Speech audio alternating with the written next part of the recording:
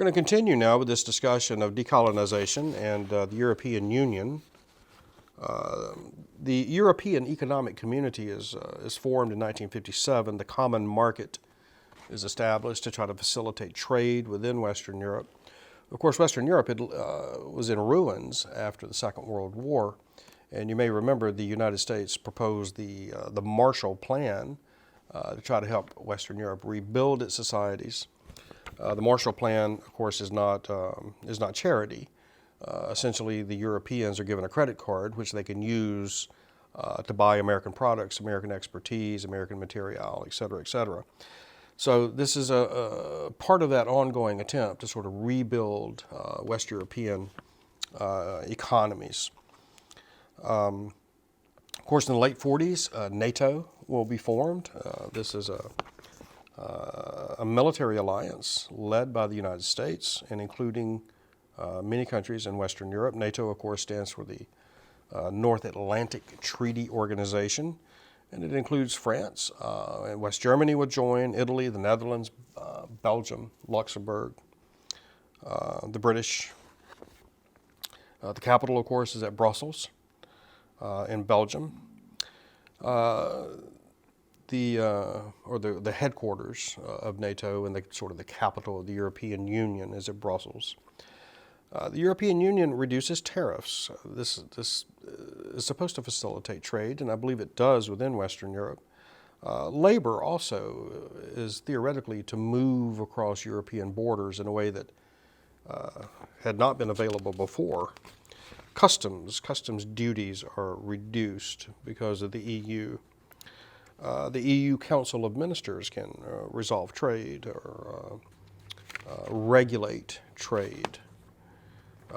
And especially controversial nowadays is that EU members are open to immigration. We see the difficulties this is posing for West European countries with the extension of ISIS terrorism in France and other places. So let's draw some conclusions here to this discussion on the European Union. First of all, the Cold War presents Europe in a very new position.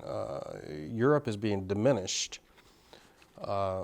Germany's been destroyed, and much of Western Europe and Eastern and all of Europe really has been laid waste. And what arises between this sort of smoldering rubble are two great powers, the United States on the one hand and the Soviet Union on the other. So this is a very new position for Europe to be in as a subordinate, sort of lying between these two giants who are ostensibly hostile to one another.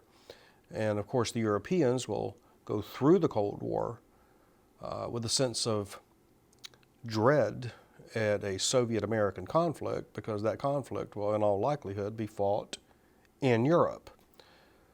So keep this in mind, that Europe's position, it's a Cold War position, is one of vulnerability.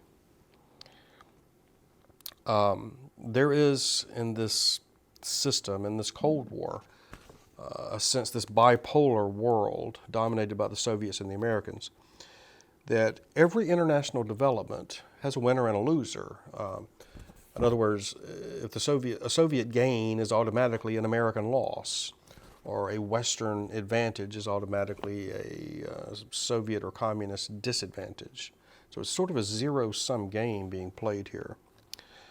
And I think it's worth remembering that the superpowers' interests are often in quite close proximity to enemy territory. Think about Cuba with the missile crisis and the Soviets becoming involved on an island that's 90 miles from Florida. This will lead us nearly to doomsday in October of '62, and we may talk about that for a moment. Think about Berlin. Germany is divided between East and West, a Soviet sphere and a Western sphere. And then Berlin itself is divided between East and West Berlin. West Berlin being allied with NATO. And of course we are pledged to defend West Berlin. And all you have to do is look at the map, and you can see that the Red Army could smash West Berlin in about 20 minutes if it chose to do so. This is the most vulnerable point in the Western Alliance. Our pledge to defend West Berlin will ratchet tensions up very highly at the height of the Cold War, especially during the Kennedy administration. And then, of course, we should also link the vulnerability of West Berlin, or keep it in mind when we talk about the Cuban Missile Crisis. Any U.S. attack on Cuba will kill Russians, right? Russians who are installing the missiles. Should we do that, will the Red Army strike back in West Berlin, the most vulnerable position in the Western Alliance? It's a very complicated game is being played here. Look at Turkey. Turkey is part of NATO, and yet Turkey and Russia are traditional enemies. The Turks have dreaded the southern expansion of Russia through the Balkans or through the Caucasus, around the Black Sea on both shores. The Russians themselves have traditionally desired access or control over the Bosphorus and the Dardanelles, the two straits that take you from the Black Sea into the open seas of the Mediterranean, and of course from there to the Atlantic or Pacific or Indian Oceans. Look at Iran. Iran will emerge as an ally of the West after the Second World War. Yet Iran is on Russia's southern border. Again, close proximity of superpower allies to the enemy. The Middle East, of course, will remain a contested area throughout the Cold War between the Soviets, who have a traditional ally in Syria. At one time had an ally in Egypt. The Egyptians threw them over and joined the United States as its patron. Terribly complicated political arrangements here. Of course, the North Atlantic is contested between the Soviets and the West. It's through the North Atlantic that the Soviets can gain access to the open seas. We just talked about Vietnam, and of course, you have Korea. South Korea is adjacent to North Korea, one of the more aberrant nations on the planet. And of course, Red China is adjacent to North Korea. So our allies in the Far East are all potentially in somewhat perilous positions.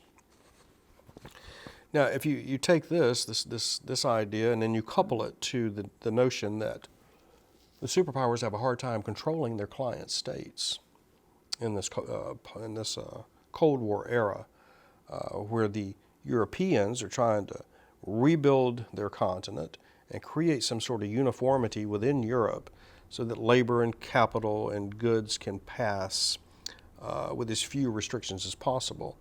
And yet you have this bipolar world with the Americans and the Soviets, their client states revolving around them. Again, Cuba is a good example. It lies within the sphere of influence of the United States. It was a protectorate of the United States until Castro took over in '59. Then you have the Soviets moving into Cuba, threatening the United States, only 90 miles from our shores. Terribly complicated business here. China, of course, although communist, will break with the Soviets. And the possibility of war between these two communist giants by the late 60s, early 70s was greater than the possibility of war between the Soviets and the Americans. You see Czechoslovakia, you see the rebellions in Eastern Europe as the Soviets have to sort of put out these fires in Poland and in Czechoslovakia and in Hungary. And then, of course, in France, you have the ongoing war in Algeria, the sort of civil war, the colonial revolt against France. The British, of course, have the problem in Ireland, perhaps much of their own making, but nevertheless, there's a tendency here in the Cold War and in the rise of the EU for these larger powers. An inability to control or to keep their own house in order, shall we say. There are competing paths to modernity or modernization offered to the third world countries? Do you want to follow the Soviet or Chinese communist path? Or do you want to follow the Western path of capitalism and pluralism? Of course, there's an explosion, a proliferation of arms, not just nuclear arms between the Soviets and the Americans, but a proliferation of arms that will now be sent to these client states, whether in Europe, Africa, or Asia. And then, of course, we have the Brexit, which just occurred here a couple of months ago. This has been top of mind. I'm just going to make a couple of comments about the Brexit because it is a direct blow against the European Union. Some historians, journalists are involved here, the talking heads on TV and radio are all getting involved, expressing their opinions. I've heard some historians talk about what they call a democratic deficit within the EU. That is, these sovereign countries, Germany, France, Great Britain, they have a sense that they're losing their identity, they're losing control over their own countries, their sovereignty is being diminished as immigration increases, and now, of course, we see especially Arabic or Muslim immigration into the EU countries.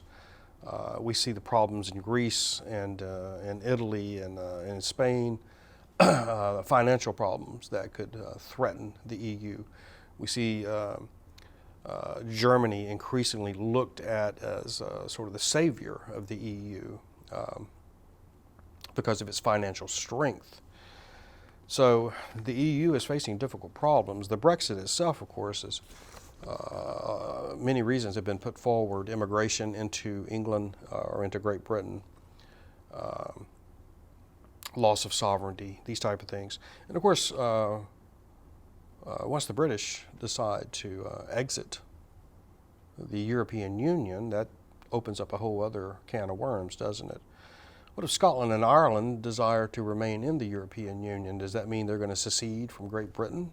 And what would be the consequences of that?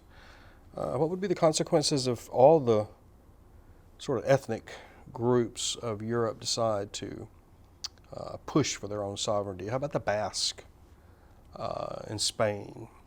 How about Gibraltar itself? Would Spain reacquire sovereignty over Gibraltar in conflict with Great Britain?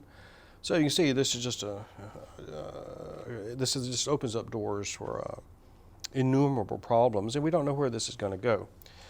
We do know that the Brexit is obviously weakens that sort of unified West European union that had developed after the Second World War. And of course, anytime nationalism sort of rears its head in Europe, it makes people fearful. Nationalism is a key factor in the Great War, and a key factor in the Second World War as well. So I think people outside of the EU would much prefer to see it remain united, because it tends to dampen down national aspirations and sort of submerge them into a larger European aspiration. So we don't know where this is going to go. We'll have to keep an eye on it. Thanks for your attention.